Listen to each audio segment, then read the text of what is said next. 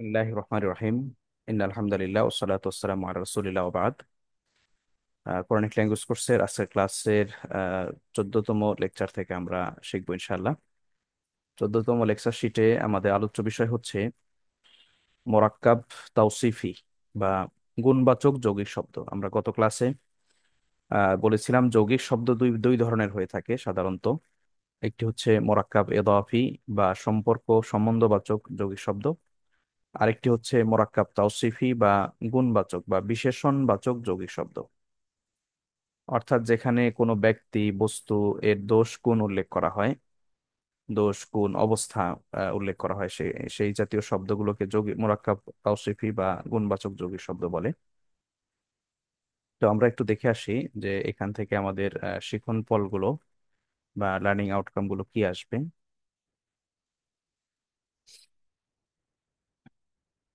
গুণবাচক যৌগিক শব্দ মোরাক্কাবুন তাওসিফি। মোরাক্কাব মানে যৌগিক শব্দ, তাওসিফি এটা গুণবাচক। আহ,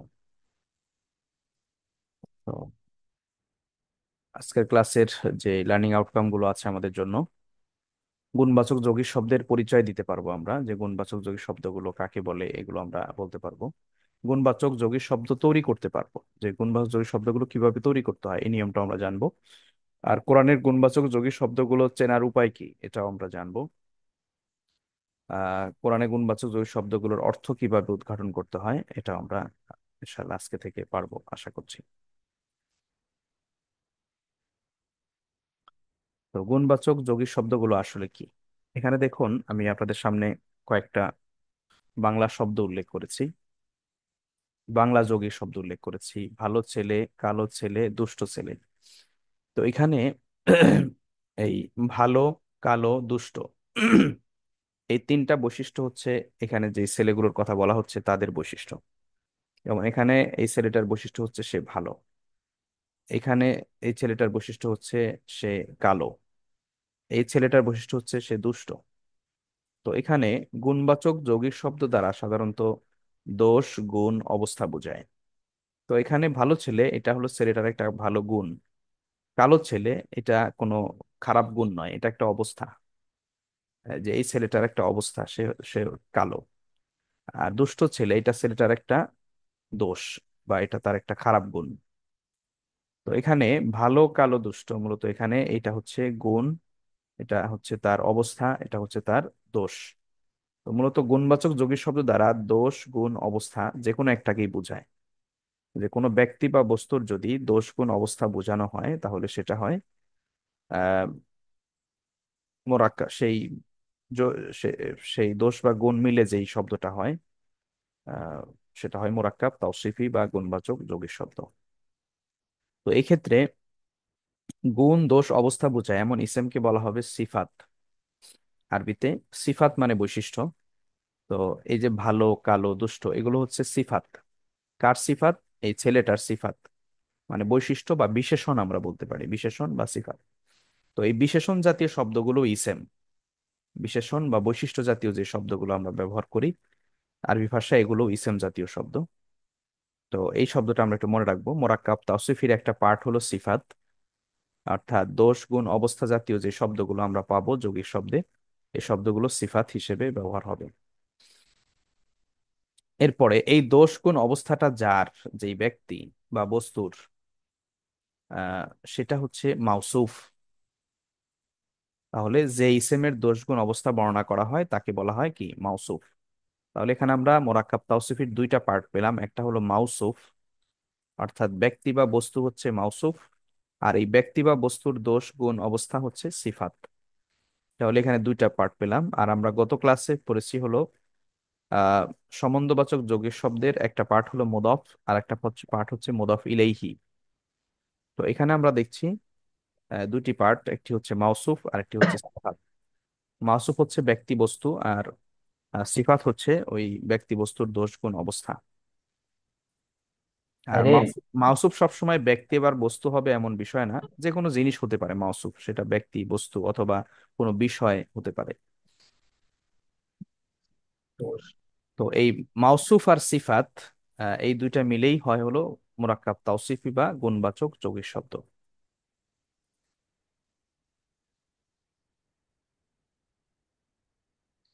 তো এখানে আরে আমরা এই গুণবাচক যৌগিক শব্দগুলো এক নজরে একটু দেখে আসি যে গুণবাচক যৌগিক শব্দগুলো আসলে কেমন হয়। ডিটেলস আলোচনাটা আমরা একটু পরে করব। একটু অবস্থাগুলো আমরা একটু দেখে আসি। যেমন এখানে একটা যৌগিক শব্দ আছে আল্লাহু আর রহিম। আল্লাহু আর রহিম মানে দয়াময় আল্লাহ। দয়াময় আল্লাহ মানে এটা আল্লাহ তাআলার একটা সিফাত, তিনি তার সিফাতি নাম রহিম বা সিফাত, এটা তার যে আল্লাহ তাআলা অনেক বেশি দয়াময়। তো এখানে আল্লাহ শব্দটা হচ্ছে মাউসুফ, পেঁয়াজ বেশি করে পেঁয়াজ। যার গুণ বর্ণনা করা হচ্ছে এখানে তিনি হচ্ছেন মাউসুফ। আর গুণ বা বিশেষণটা হচ্ছে কি, এটা হচ্ছে সিফাত। এরপর রহিম। এখানে দেখি আশ-শাইতানির রাজিম, অভিশপ্ত শয়তান। অভিশপ্ত শয়তান, এখানে শয়তান হচ্ছে মাউসুফ। আর শয়তানের দোষ বর্ণনা করা হচ্ছে, তার একটা খারাপ গুণ হলো সে অভিশপ্ত। শৈতানির রাজিম। অভিশপ্ত, তাহলে এখানে শয়তান হচ্ছে মাউসুফ, মানে তার দোষ গুণ বর্ণনা করা হচ্ছে। আর তার দোষ গুণটা হচ্ছে রাজিম, সে অভিশপ্ত। এটা হচ্ছে তার সিফাত। এরপর আমরা দেখি রাজিম। আবদান সলিহান। আবদান সলিহান, এখানে আবদান সলিহান, এখানে আমরা দেখি সলিহুন মানে নেককার বা ভালো। তো আবদান সলিহান মানে নেককার বান্দা বা ভালো বান্দা বা নেককার বান্দা। তো এখানে এই সলিহান শব্দটা হচ্ছে এই বান্দাটার একটা সিফাত, যে তিনি একজন নেককার লোক। তো এই আবদান এটা মাউসুফ, আর সলিহানটা হচ্ছে তার সিফাত। আল কোরআনুল করিম, মহিমান্বিত কোরআন বা সম্মানিত কোরআন। তো এখানে কোরআন, কোরআনের বৈশিষ্ট্য হচ্ছে এই কোরআনটা কেমন, এটা সম্মানিত কোরআন। তাহলে এখানে কোরআনটা হচ্ছে মাউসুফ, কোরআনের সিফাত বর্ণনা করা হচ্ছে, এটা হচ্ছে সম্মানিত কোরআন। এরপরে আস-সিরাতাল মুস্তাকিম। সিরাত মানে পথ, মুস্তাকিম মানে সরল পথ বা সোজা পথ। তো এই পথটা কেমন, পথটা হচ্ছে সরল। তো এই সরলটা হচ্ছে এই সিরাতের একটা বৈশিষ্ট্য। তো এটা এই জন্য এটা কি সিফাত। আর সিরাতটা মাউসুফ। এরপরে রসুলুন করিম, সম্মানিত রাসূল। তাহলে রাসূল হচ্ছে এখানে মাউসুফ, রাসূলের একটা বৈশিষ্ট্য হচ্ছে তিনি করিম, সম্মানিত। সিফাত হচ্ছে করিম। রসুল মাউসুফ, করিমটা হচ্ছে সিফাত। তো এখানে আমরা দেখছি যে মাউসুফটা কিন্তু আগে বসছে, সবসময় মাউসুফটা আরবিতে আগে বসছে। আর আহ সিফাত গুলো তার পরে বসে। এটা একটা নিয়ম যে মাউসুফ গুলো আগে থাকে, সিফাত তার পরে থাকে।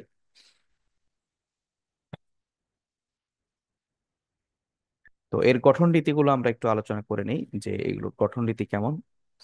যেমন একটু আগেই বলেছি, মাউসুফ যেটা মানে যার বিশেষণ বা গুণ দোষ গুণ বলা হচ্ছে সেটা আগে বসে, সিফাত হলো পরে বসে। আর বাংলায় হলো তার উল্টা, বাংলায় হলো আগে সিফাত পরে হচ্ছে মাউসুফ বসে বাংলায়। যেমন আমরা উদাহরণে দেখি, যেমন আল্লাহু আর রহিমু, আরবিতে কি দেখছি আমরা, আল্লাহ। আল্লাহ হচ্ছেন মাউসুফ বা যার দোষ গুণ বর্ণনা করা হচ্ছে, যার সিফাত বর্ণনা করা হচ্ছে, এটা আগে বসছে।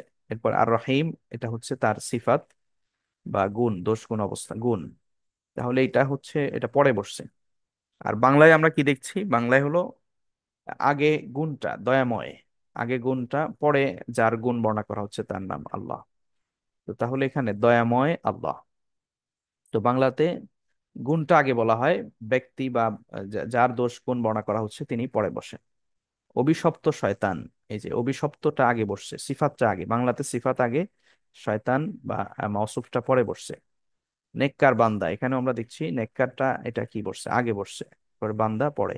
তো আরবিতে হলো মাউসুফ আগে সিফাত পরে, আর বাংলায় সিফাত আগে মাউসুফ পরে। অর্থাৎ অনুবাদটা আমরা পেছন দিক থেকে করব, যে অর্থাৎ যেরকম ভাবে আমরা ইয়েতে করেছিলাম মোদাফ মোদাফিলের ক্ষেত্রেও কিন্তু এভাবেই করেছি যে আহ, শেষ থেকে অনুবাদটা করা। যেমন রসুল্লাহি, আল্লাহর রসুল, আগে আল্লাহর অনুবাদ পরে রসুলের অনুবাদ। এরপরে এখানে আমরা দেখছি এই সিফাত বা তাওসিফি জাতীয় শব্দের অনুবাদটা ওইভাবে হবে যে আপনি আগে গুণটা বলবেন, শেষেরটার অনুবাদ আগে করবেন। যেমন আর রহিম মানে কি দয়াময়, এরপরে আল্লাহ, দয়াময় আল্লাহ, এভাবে অনুবাদটা হবে। আর শাইতানির রাজিম, রাজিম মানে অভিশপ্ত, তাহলে রাজিমের অনুবাদ আগে হবে। অভিশপ্ত শয়তান, আবদান সালেহান, তাহলে সালেহানের অনুবাদ আগে হবে। নেককার বান্দা, এরকম হবে। হুম। তো এরপরে দেখি, একই মাউসুফের একাধিক সিফাত থাকতে পারে, একাধিক বিশেষণ থাকতে পারে। এক মাউসুফ একটা, কিন্তু তার একাধিক সিফাত থাকতে পারে। যেমন আমরা দেখি, যেমন আল্লাহু আর রহমানু আর রাহিম, পরম করুণাময় অসীম দয়ালু আল্লাহ। তাহলে এখানে আল্লাহ তাআলার দুইটা সিফাত বর্ণনা করা হচ্ছে, যে পরম করুণাময় অসীম দয়ালু আল্লাহ। তো আল্লাহ তাআলার এখানে দুইটা সিফাত, তার মানে একটা ইসেমের বা একটা মাউসুফের একাধিক সিফাত কি থাকতে পারে। সেক্ষেত্রে আরো সিফাত হতে পারে। যেমন আমরা যদি বলি আল্লাহ ওয়ার রহমান ওয়ার রাহিম ও আল করিম ও আসাত্তার ও আল কাহার ও আল ওয়াহাব, মানে আমরা আরো যদি আল্লাহ 99টা নাম এখানে উল্লেখ করি, তো সবগুলোই হচ্ছে সিফাত। তো একটা মাউসুফের একাধিক সিফাত থাকতে পারে, বা একটা একজন ব্যক্তির একাধিক বৈশিষ্ট্য থাকতে পারে। তো এখানে আমরা দেখছি হুয়াল হাইয়ুল কাইয়ুম, হ্যাঁ, শাশ্বত। কাইয়ুম মানে হচ্ছে তিনি শাশ্বত। হাই মানে চিরঞ্জীব, হুয়া তিনি, তো তিনি শাশ্বত ও চিরঞ্জীব। আর এখানে হুয়ার কি, এগুলো তার সিফাত। মানে আল্লাহর এই হুয়া দ্বারা মূলত আল্লাহ উদ্দেশ্য। তো আল্লাহ তাআলার এখানে দুইটা সিফাত কি করা হচ্ছে, বর্ণনা করা হচ্ছে। তাহলে এখান থেকে আমরা জানলাম যে একই একই মাউসুফের একাধিক বিশেষণ বা সিফাত থাকতে পারে। আচ্ছা, এখানে আরেকটা বিষয় খুবই গুরুত্বপূর্ণ, যে মাউসুফ এবং সিফাত এর উভয় ইসেমেই চারটি বিষয়ের মিল থাকে। একটি হচ্ছে বচন বা আদাদ, জাতি বা লিঙ্গ, নির্দিষ্ট অনির্দিষ্ট মারেফা নাকেরা, আর শেষের অবস্থা। তো এই চারটা বিষয়ে মাউসুফ এবং সিফাতের মাঝে মিল থাকে। আমরা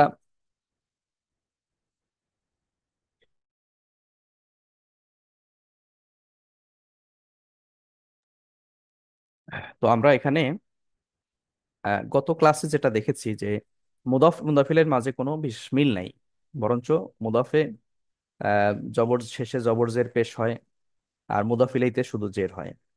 আবার মুদাফে আলিফ লাম তানবিন হয় না, মুদাফিলাইতে আবার আলিফ লাম তানবিন হতে পারে।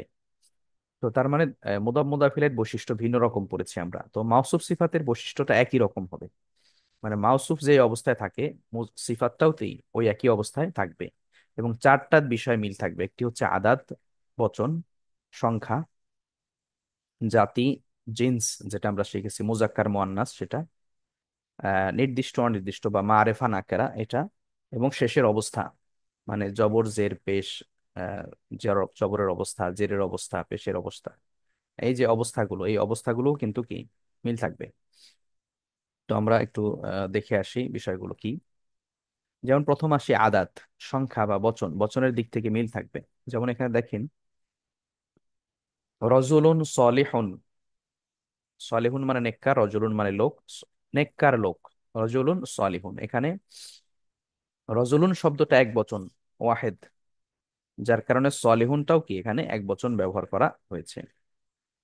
আবার এখানে দেখি রজুলানে, দুইজন লোক, সলিহানে, তার সিফাতটাও দ্বিবচন ব্যবহার করা হয়েছে, রজুলানে যে আলিফ নুন, সলিহানে এখানেও কি আলিফ নুন ব্যবহার করা হয়েছে। তার মানে মাউসুফ যদি দ্বিবচন হয়, সিফাতটাও কি হবে, দ্বিবচন হয়। আবার রিজালুন, রিজালুন শব্দটা বহুবচন, মানে লোক সকল বা লোকেরা, সালিহুন মানে নেককার, মানে নেককার লোকেরা।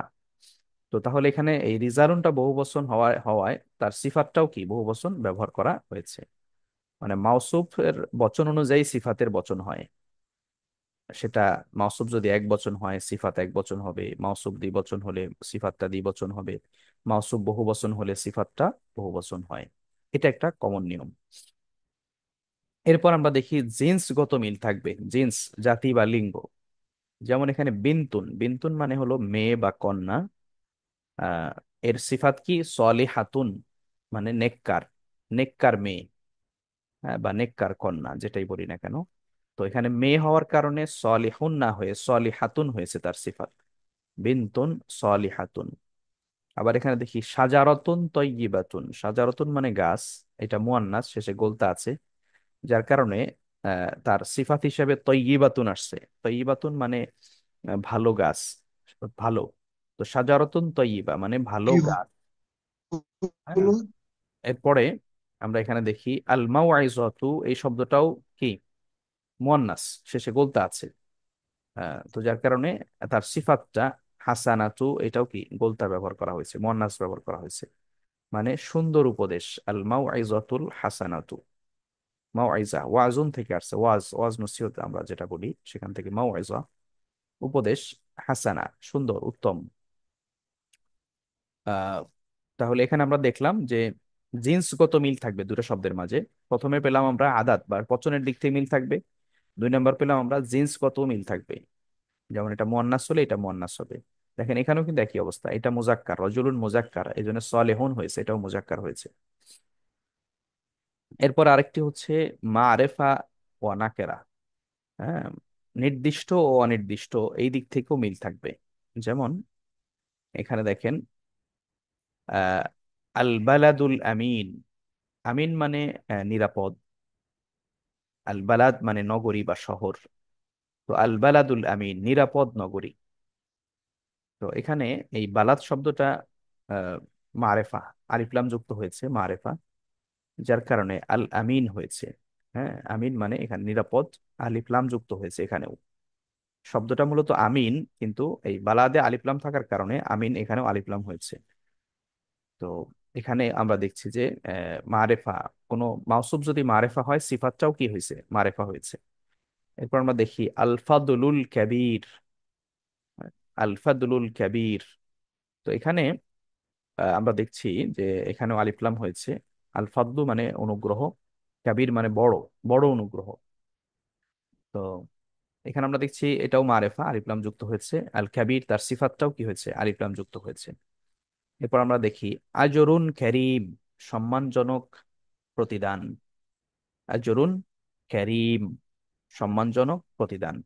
তাহলে এখানে এই আজরুন শব্দটা হচ্ছে মাউসুফ, করিম সিফাত, যে প্রতিদানটা কেমন, সম্মানজনক।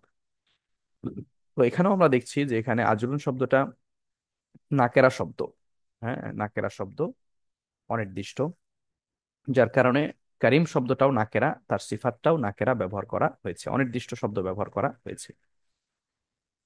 এরপর আমরা দেখি এ আরব বা শব্দের শেষের অবস্থা। শব্দের শেষের অবস্থাকে এটা হালাতুল এরাব বলা হয়ে থাকে, তো আমরা সংক্ষেপে এটা আমরা এরাব লিখেছি। তো শব্দের শেষের অবস্থাটা এই দিক থেকেও কি থাকবে, মাউসুফ সিফাতের, সিফাত মাউসুফের অনুসরণ করবে। হ্যাঁ, মিল থাকবে তাদের মাঝে। যেমন আযাবুন আলিমুন, আযাবুন শাস্তি, কেমন শাস্তি, আলিম যন্ত্রণাদায়ক শাস্তি।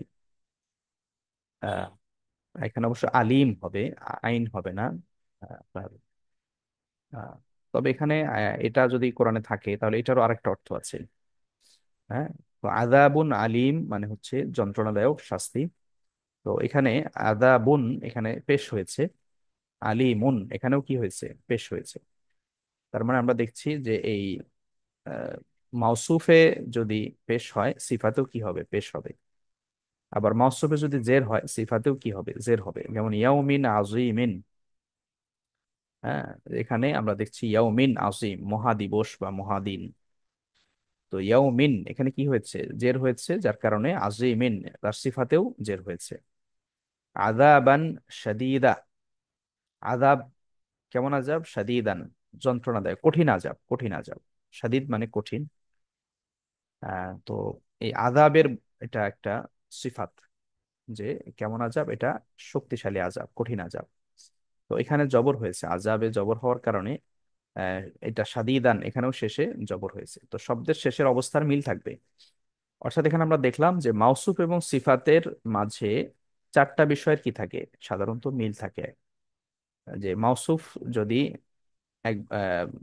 এক বচন, দ্বিবচন, বহুবচন হয়, সিফাতটাও এক বচন, দ্বিবচন অথবা বহুবচন হবে।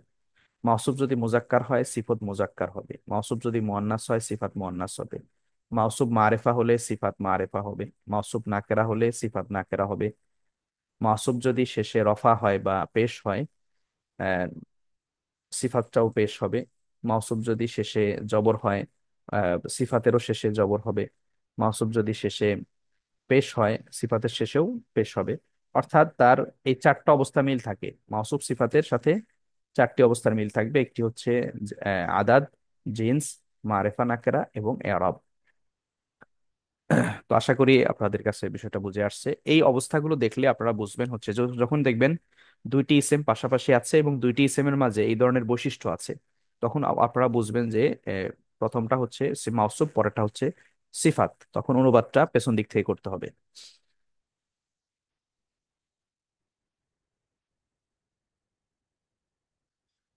তো এবার আমরা একটু অনুশীলন করে আসি এই বিষয়গুলো থেকে। যেমন কোরআনুম মাজিদ, কোরআনুম মাজিদ, মহিমান্বিত কোরআন। এখানেও দেখেন কোরআন শব্দটা মুজাক্কার, এটাও মুজাক্কার। কোরআন শব্দটা এক বচন, মাজিদ শব্দটা এক বচন। কোরআন শব্দটা শেষে এই পেশ আছে, এটাও কিন্তু পেশ আছে। কোরআন শব্দটার গঠনগত দিক থেকে এটা নাকেরা শব্দ, যার কারণে এটাতেও নাকেরা, মানে এখানে আলিফ লাম নাই, এজন্য এটাতেও কি নাই, আলিফ লাম নাই। এরপরে একই অবস্থা দেখুন এখানেও, আযাবান শাদীদান, কঠিন শাস্তি। ইয়াউমিন আযীমিন, এখানে ওই যে এরাবগত বিষয়টা, ইয়াউমিন আযীম। কোরআনান আরবিয়ান, আরবি কোরআন। এই কোরআনটা কি কোরআন? আরবি কোরআন, এটা বাংলা কোরআন না, আরবি কোরআন। তাহলে এখানেও কিন্তু কি হয়েছে, জবর, এখানে জবর হয়েছে। এরপরে আল্লাহু আর রহমানুর রাহিম, এই যে আল্লাহ শব্দটাতে পেশ হওয়াতে এখানে রহমানও তার প্রথম সিফাতেও পেশ হয়েছে, দ্বিতীয় সিফাতেও কি হয়েছে, পেশ হয়েছে। আবার আল্লাহ শব্দটা মারিফা হওয়ার কারণে এখানে সবগুলোতে আলিফ লাম যুক্ত হয়েছে। এরপরে আল বালাদুল আমিন, নিরাপদ নগরী, এখানেও আলিফ লাম হয়েছে দুইটাতেই। আল মাউইজাতুল হাসানাতু, এটা মুয়ান্নাস, এটাও কি মুয়ান্নাস হয়েছে। আর নাফসুল মুতমাইন্নাহ, এখানেও কিন্তু নাফস শব্দটা মুয়ান্নাস শব্দ। আপনারা জানেন এটা হলো শ্রুত মুয়ান্নাস, হ্যাঁ, নাফস। তো এই জন্য তার মুয়ান্নাসটাও কি, তার এই মানে সিফাতটা, প্রশান্ত আত্মা, তার সিফাতটাও কি মুয়ান্নাস হয়েছে।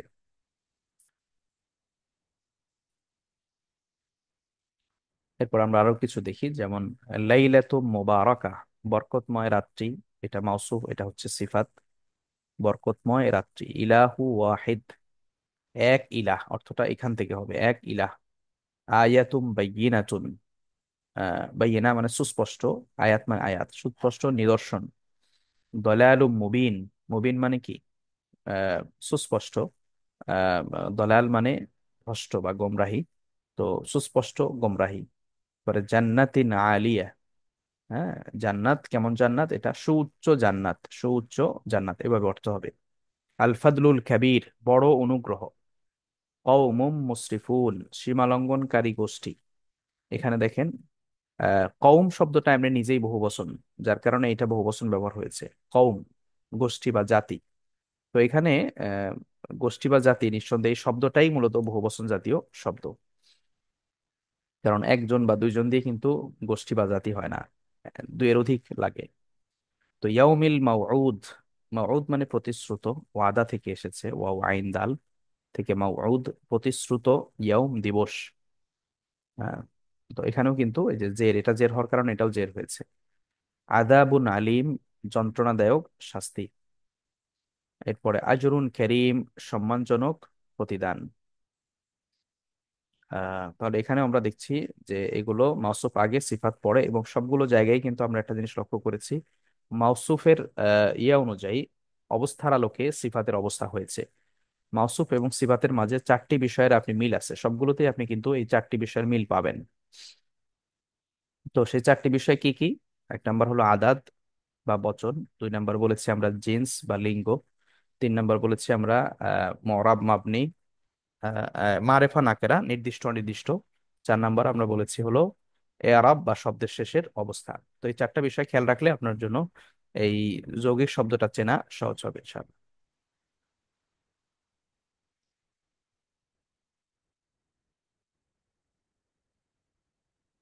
তো আমরা একটু কোরআন থেকে একটু উদাহরণগুলো দেখে আসি। যেমন আউযু বিল্লাহি মিনাশ শাইতানির রাজিম, যে আমি আশ্রয় চাই, এটা ফাইল। বিল্লাহি, আল্লাহর কাছে বা আল্লাহর নিকট। মিন হতে, কি হতে, আর শাইতানির রাজিম, অভিশপ্ত শয়তান থেকে। ওই যে শয়তান, এখানে জের হয়েছে কেন, কারণটা আমরা জানি। মিন হচ্ছে হুরুফুল জার, মিন মানে হতে থেকে। তো কোনো ইসেমের আগে যদি হরফে জার থাকে, তাহলে ইসেমের শেষে জের হয়। তো শয়তানে জের হওয়ার কারণে তার সিফাতেও কি হয়েছে, জের হয়েছে। এরপর এখানে দেখি আমরা বিসমিল্লাহির রহমানির রহিম, যে পরম করুণাময় অসীম দয়ালু আল্লাহ, এখানে আল্লাহর সিফাত এই দুইটা, তার নামে শুরু। তো আল্লাহর নামে, এটা ইসমিল্লাহ, আল্লাহর নামে এটা ইদাফাত হয়েছে। হ্যাঁ, ইসমুন এটা মুদাফ, আর আল্লাহ এটা মুদাফ ইলাইহি হয়েছে। তো এখানে জের হওয়ার কারণ হলো আল্লাহ শব্দটা মুদাফ ইলাইহি হয়েছে, যার কারণে এখানে জের হয়েছে। তাহলে এখানে আল্লাহ শব্দটা জের হওয়ার কারণ কি? মানে এখানে ইসমুন মুদাফ আর আল্লাহ মুদাফ ইলাইহি। তো যেহেতু আল্লাহ ওস্তাদ শব্দটাতে শোনা জের আছে। যাচ্ছে না? শোনা যাচ্ছে না? একটু আরো দু একজন একটু বলেন শোনা যাচ্ছে কিনা। হ্যাঁ, শোনা যাচ্ছে তো। শোনা না যাচ্ছে, না, শোনা শোনেন। যাচ্ছে। জি শোনা জি, যাচ্ছে। তাহলে একটু মনে দেখেন। হয় নেটওয়ার্কের সমস্যা। জি জি জি, ক্লিয়ার বিষয়টা। শোনা যাচ্ছে। শোনা যায়, কিন্তু আপনার ভলিউমটা আর একটু বাড়লে ভালো হয়। জি জি, আমার ধন্যবাদ ল্যাপটপের ধন্যবাদ, ফুল জাস্ট। ভলিউম দাম করে শুনতে হয় আর কি। আচ্ছা, আমরা আর বলি না বলি, ভাই বুঝতে পারছেন। তাহলে এখানে আমরা দেখি বিসমিল্লাহ, যেটা আলোচনা করছিলাম যে এখানে মূলত আল্লাহ শব্দটায় জের হয়েছে, কারণ আমরা জানলাম কেন জের হয়েছে। শায়তানে জের হওয়ার কারণটা জানছি, এটা হরফে জরের পরে আসছে এই জন্য। আর এখানে জের হওয়ার কারণ আমরা আলোচনা করেছি যে মুদাফ ইলাইহির পরে মুদাফ ইলাইহি হয়েছে আল্লাহ শব্দটা। মুদাফ ইলাইহি হওয়ার কারণে জের হয় দুটি কারণে, একটা হলো হরফে জারের পরে যদি কোনো শব্দ আসে জের হয়, অথবা মুদাফ ইলাইহি হলে জের হয়, এই দুটি কারণ। তো এখানে আমরা দেখছি আল্লাহ শব্দটা মুদাফ ইলাইহি হওয়ার কারণে জের হয়েছে, যার কারণে আল্লাহ শব্দটাই যেহেতু জের, তার সিফাতগুলোতেও কি হয়েছে, জের হয়েছে। কারণ আমরা জানি মাউসুফের শেষের অবস্থার আলোকে সিফাতের শেষের অবস্থা হয়। এরপর দেখি ফাসাউফা ইউহাসাবু হিসাবান ইয়াসিরা। ফাসাউফা অচিরেই, ইউহাসাবু হিসাব নেওয়া হবে, এগুলো ফাইল। হিসাবান ইয়াসিরা হিসাব, কেমন হিসাব? ইয়াসিরা সহজ হিসাব।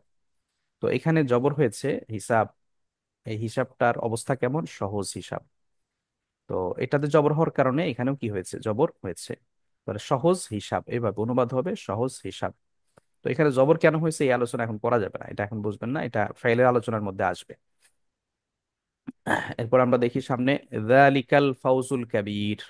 যালিকাল ফাউজুল কাবীর, যে ওইটা বা এটি হচ্ছে ফাউজ, মানে হচ্ছে অনুগ্রহ, বিজয় বা সাফল্য, আমরা যেটাই বলি না কেন, কাবীর বড়, এটা হচ্ছে বড় সাফল্য। তাহলে এখানে ওইটা, বা কোরআনের ভাষায় এটা অনেক সময় এই যালিকা দ্বারা এটাও বোঝায়, এটি। তবে এই মূলত এই এই যে বিজয়টা, এই বিজয়টা অনেক সময় দূরবর্তী বিষয়টাকেই বোঝায়, যে এই যে বিজয়টা, এই বিজয়টা কিন্তু বড় সাফল্য। তো এখানে আমরা দেখি আহ, ফাউজ, ফাউজের বিষয়ে বলা হচ্ছে যে এটা কি? কাবির, বড়, এটা একটা সিফাত। তো এখানেও কিন্তু পেশ হয়েছে, এখানেও পেশ হয়েছে।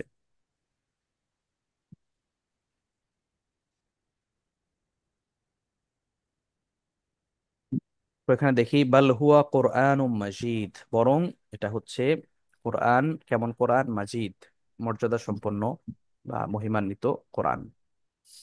তো এটা কোরআনের সিফাত মাজিদ। ফি লাউহিম মাহফুজ, এটা কোথায় আছে? ফি লাউহিম মাহফুজ। আহ, লাউহুন মানে হলো ফলক বা বোর্ড। বোর্ড লাউহুন, যেমন আমরা যে বোর্ড ব্যবহার করি এগুলোকে বলা হয় লাউহা। হ্যাঁ, তো লাউহুন মানে হলো বোর্ড। তো লাউহিম মাহফুজ কেমন বোর্ড? এটা সংরক্ষিত বোর্ড, ফলক। তো ফিহা সেখানে রয়েছে, ফিহা মানে ফিল জান্নাতি, জান্নাতে রয়েছে আইনুন জারিয়া, ঝর্ণা। কেমন ঝর্ণা? জারিয়াতুন প্রবাহমান ঝর্ণা। মানে এই ঝর্ণাটার অবস্থাটা হচ্ছে এটা, পানিটা রানিং আছে, মানে স্বচ্ছ প্রবাহমান এরকম। তো আইনুন শব্দটা মুয়ান্নাস শব্দ, এটা শ্রুত মুয়ান্নাস, যার কারণে জারিয়া ব্যবহার করা হয়েছে এখানে, মুয়ান্নাস। এরপরে ফিহা সুরুরুম মারফুআ, সেখানে রয়েছে সুরুর, সারির থেকে এসেছে, সারির মানে বিছানা বা আসন। মারফুআ রফউন থেকে এসেছে, উঁচু, উঁচু আসন রয়েছে, মানে জান্নাতে কি রয়েছে? উঁচু আসন থাকবে সেখানে। তো এখানে সুরুর শব্দটা হলো নিয়ম বহির্ভূত বহুবচন, সারিরুন থেকে এসেছে সুরুরুন। যেমন কিতাবুন কুতুবুন, কিতাবুন বই, কুতুবুন মানে বইসমূহ, সারিরুন মানে বিছানা, তো সুরুরুন মানে বিছানা সমূহ বা আসন সমূহ। তো আমরা বলেছিলাম একটা নিয়ম আরো বেশ কয়েকটা ক্লাস আগে সম্ভবত সেখানে, যে নিয়ম বহির্ভূত বহুবচনগুলো, যেগুলো ব্যক্তিবাচক নয় বস্তুবাচক, এগুলো সাধারণত মুয়ান্নাস হিসাবে ব্যবহার হয়।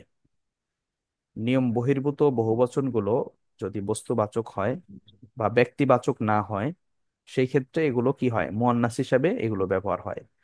তো সুরুর এটা মূলত মুয়ান্নাস শব্দ হিসাবে ব্যবহার হচ্ছে, যার কারণে এটা মারফু আতুন হয়েছে, মারফু আতুন। যে সুরুরের বৈশিষ্ট্য বর্ণনা করা হচ্ছে মারফু আ। তো এরপর আমরা দেখি আন নাজমু সাকিব।